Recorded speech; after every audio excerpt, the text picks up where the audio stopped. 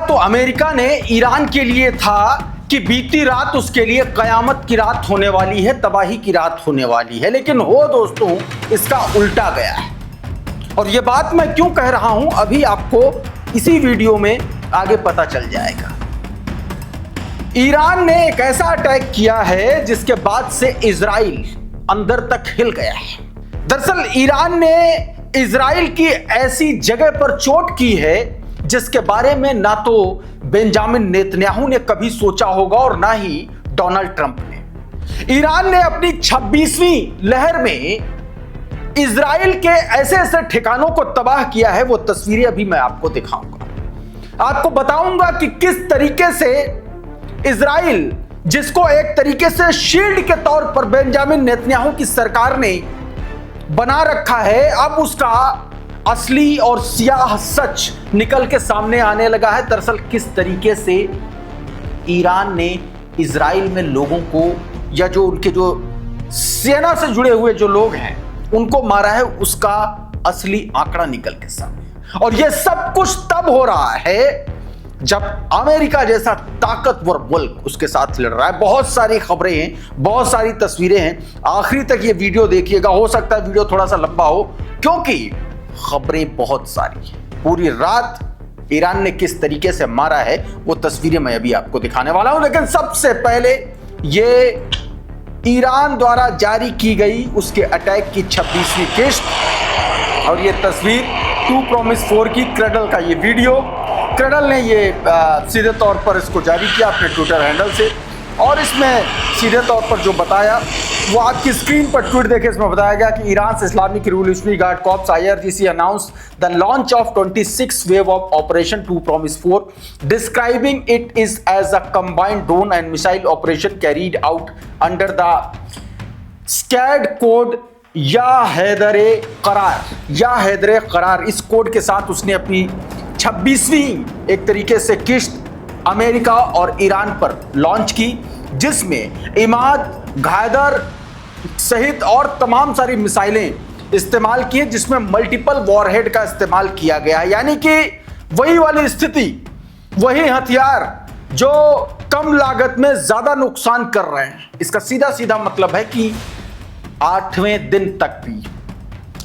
दिन के बाद भी ईरान ने अपनी न्यू जनरेशन के वेपन्स को इस्तेमाल करना शुरू नहीं किया है। और इसी से पता चलता है कि ईरान के पास कितना ज्यादा स्टॉक पिल्स है, और यही उसके लिए सबसे अमेरिका और इजराइल के लिए खतरनाक स्थिति बनाती है। क्योंकि USS Abraham Lincoln, USS Gerald R. Ford और उसके बाद USS जॉर्ज H.W. बुश, ये तीनों एयरक्राफ्ट कैरियर अब मिडिल ईस्ट की तरफ मोबिलाइज किए गए हैं। 2 पहले से थे, एक और आ रहा है। यानी कि और कहा जा रहा है कि ये इसीलिए आए हैं क्योंकि जो अंडरग्राउंड सिटीज हैं, मिसाइल सिटीज हैं ईरान की, उसको तबाह करना है। उसके बारे में एक बहुत इंटरेस्टिंग स्टोरी है मेरे पास, अभी मैं बताऊंगा कि कैसे एक चलता फिरता किला तैयार किया है ईरान ने, जिसका इल्म शायद अमेरिका को है भी नहीं। बताता हूं, अभी दावे यही किए जा रहे हैं। अब सबसे पहले जो अटैक किया उस स्टोरी पर चलते हैं। ये जो तस्वीरें आप अपनी स्क्रीन पर, जरा ये मैप देखिए। ये जो मैप आप अपनी स्क्रीन पर देख रहे हैं, इसमें एक जगह देख रहे हैं बीचों बीच, ये है सेदोत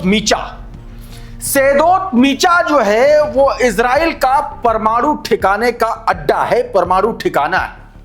एक आप समझिए कि बहुत ज्यादा हाई सिक्योरिटी जोन का ये इलाका। यहां पर ईरान ने हमला किया, इसी संयंत्र पर हमला किया, और बताया जा रहा है कि एक भारी नुकसान, यानी कि बहुत सिंपल और साधारण शब्दों में अगर कहें तो ईरान ने इजराइल के परमाणु ठिकाने पर हमला बोल दिया है। ठीक वही काम ईरान ने कर दिया जो पहले दिन से धमकी दिया जा रहा है ईरान को डोनाल्ड ट्रंप और बेंजामिन नेतन्याहू के द्वारा कि इस्फहान, फोर्डो और नतांज में जो आपकी न्यूक्लियर फैसिलिटीज हैं उनको तबाह कर दीजिए, अपना एनरिच्ड यूरेनियम हमें सौंप दीजिए। वही मामला, वही स्थितियां उल्टा पड़ गई और ईरान ने ठोक दिया है उसके परमाणु ठिकाने को। ये ट्वीट देखिए जरा, अमरीश मिश्रा इसमें विस्तार से बता रहे हैं, और ये तीनों तस्वीरें आपकी स्क्रीन पर, और मैं बता रहा हूं कि इसमें क्या बताया गया। बताया गया कि ईरान ने इजराइल के गुप्त परमाणु ठिकाने पर हमला किया।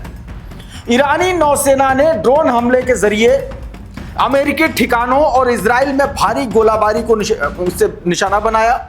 इजराइल की रणनीतिक सेदोत मीचा परमाणु अड्डे के कार्बन आधारित रडार संयंत्रों पर ईरानी मिसाइलें गिरी हैं।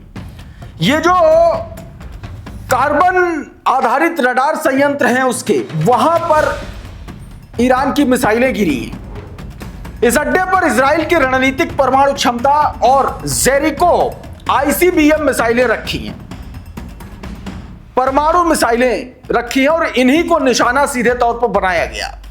यह विशाल भंडार बताया जाता है कि बंकरों में सुरक्षित और परमाणु विस्फोट को भी झेल सकता है। ईरान ने संभावित तौर पर चीन की मदद से यह एक बड़ा अटैक इजराइल पर किया है। इजराइल इसके बारे में बता नहीं रहा। अब इसके बारे में कैसे बताएगा जब वो मौतों के आंकड़े तक नहीं जारी होने दे रहा है। अभी उस पर भी आएंगे। ये जरा उससे पहले आईआरजीसी की तरफ से जो दावा किया गया, इसको रशिया टुडे ने अपने ट्विटर हैंडल से जारी किया। इसको देखिए पहले क्या बताया गया।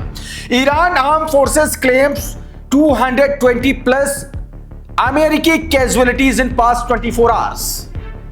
बीते 24 घंटों में ईरान ने अमेरिका के 220 से ज्यादा सैनिकों को हलाक कर दिया है, ढेर कर दिया है, खत्म कर दिया है, जिसमें 21 लोग बहरीन में स्थित अमेरिका की यूएस फिफ्थ फ्लीट के लोग मारे गए, जिसमें मैंने आपको बीते वीडियो में बताया था, जिसमें यह दावा किया गया था कि फिफ्थ फ्लीट का कमांडर भी धराशायी हुआ है।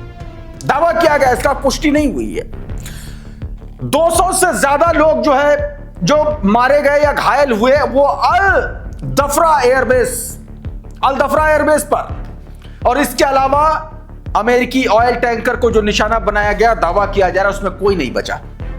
यह एक आंकड़ा है आपकी स्क्रीन पर। यह जो आंकड़ा आप अपनी स्क्रीन पर देख रहे हैं, यह दरअसल रूस ने अपनी इंटेलिजेंस एजेंसीज के माध्यम से एनालिसिस करते हुए इजराइल में ईरान की तबाही को दर्शाते हैं। शुरुआत के 3 दिनों का सिर्फ जंग के 8 दिन कंप्लीट हो चुके हैं, लेकिन यह आंकड़ा सिर्फ 3 दिनों का है, यानी कि आधे से भी कम दिनों का आंकड़ा। और 3 दिन में कौन कौन मारा गया तो देखिए जरा।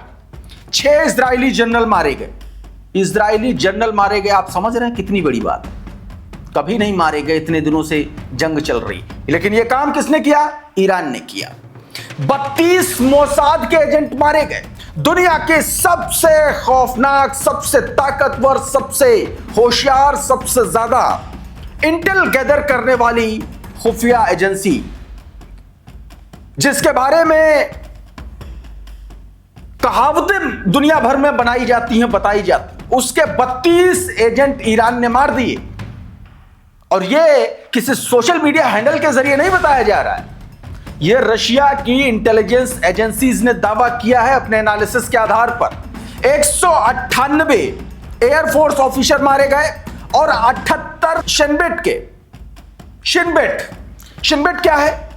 जैसे अपने यहां भारत में आईबी है ना, ठीक उसी तरीके से आंतरिक मामलों में की जो खुफिया एजेंसी है इजराइल में, वो शिनबेट। 78 लोग, 32 मोसाद के एजेंट, 198 एयरफोर्स के अफसर मारे गए और 462 सैनिक, 11 न्यूक्लियर साइंटिस्ट और 432 रिजर्विस्ट मारे गए। अब रिजर्विस्ट कौन होते हैं? रिजर्विस्ट इजराइल की सेना का एक अलग तरीके का क्लॉज है, जिसमें रिजर्व में सैनिक भर्ती किए जाते हैं, जिनके लिए सर्विस अनिवार्य होती है। यानी कि 72 घंटों में ही, 3 दिन की जब बात है तो 72 घंटों में 1200 से ज्यादा इजराइल में कैजुअलिटीज हुई हैं। और यह रशियन इंटेलिजेंस का कहना है, ईरान का प्रोपेगेंडा नहीं है, मैं बता रहा हूं। 3 दिन में 6 जनरल मारे गए। यूएस ने अफगानिस्तान के 20 सालों में 1 जनरल नहीं खोया, लेकिन ईरान के साथ 3 दिन में ही 6 जनरल खो दिए। मोसाद 32 एजेंट, वो एजेंसी जिसके बारे में बताया जाता है उसको कभी कोई छू ही नहीं सकता। एली कोहेन, आपने नाम सुना होगा, जो गोलन हाइट्स पे कब्जा, सीरिया का गोलन हाइट्स इलाका जिस पर कब्जा किया इजराइल ने, एली कोहेन उसके पीछे बड़ा माइंड बताया जाता है, और वही एली कोहेन मोसाद का एजेंट, और तभी से मोसाद के बारे में बड़ा जाना समझा जाता था। खैर, 7-11 न्यूक्लियर साइंटिस्ट ईरान ने सिर्फ मिलिट्री टारगेट पर हमला नहीं किया, इसका सीधा सीधा मतलब है। तो ईरान ने कितना अंदर तक घुस करके मारा है, इसकी एक तस्वीर। अब ये आप कहेंगे अच्छा ठीक है, रशिया बोल सकता है वो ईरान का अलाई है, एक तरीके से ईरान का साथ दे रहा है। तो अब ये देख लीजिए खबर, ये तो ईरान की खबर नहीं है ना, ये इजराइल की खबर है। डॉक्टरों को बाहर से मंगाया जा रहा, बुलाया जा रहा है। 1-2 घंटे के लिए इजराइल का एयर स्पेस इमरजेंसी में खोला गया। उसमें ये 5 मार्च की बात बता रहा हूं, उसमें 1000 बताया जा रहा है कि उसमें 2 घंटे के लिए खोला गया। एक आपातकालीन विमान इजराइल की राजधानी में लैंड करता है, इसमें बहुत सारे डॉक्टर्स सवार थे। ये इजराइल इसलिए मंगा रहा है, ऐसा बताया जा रहा है, कंफर्म नहीं है, बताया जा रहा है कि बहुत सारे लोग मारे गए, बहुत सारे लोग घायल हैं, हजारों की तादाद में, उनके इलाज के लिए बुलाया जा रहा है। अमरीश मिश्रा का एक ट्वीट देखिए। 5 मार्च 2026 को तेल अवीव का हवाई क्षेत्र 2 घंटे के लिए खोला गया। एक आपातकालीन विमान इजराइल की राजधानी में उतरा, इसमें डॉक्टर सवार थे। इजराइल की अनौपचारिक रिपोर्ट के अनुसार ईरानी मिसाइलों के कारण 1000 से अधिक इजरायली मारे गए हैं या घायल हुए हैं, और घायल तो एक और शख्स भी हुआ है जो मरते मरते बचा है, और हो सकता है जिंदा ज्यादा दिन बचे या ना बचे। इजराइल का वित्त मंत्री, उसका बेटा और उसके बेटे को निशाना बनाया हिजबुल्लाह ने। बीते दिन की खबर है, कंफर्म नहीं थी, अब मैं आपको कंफर्म खबर ये बता रहा हूं। यह आपकी स्क्रीन पर ट्वीट चाइना इन इंग्लिश का। It is reported that during the clashes, Hezbollah allegedly shot the son of Israeli Foreign Minister Smotrich, who is in critical condition and maybe not survive। ये भी कहा गया। अब एक तस्वीर और दिखाता हूं, ताजी तस्वीर है, ये देखिए।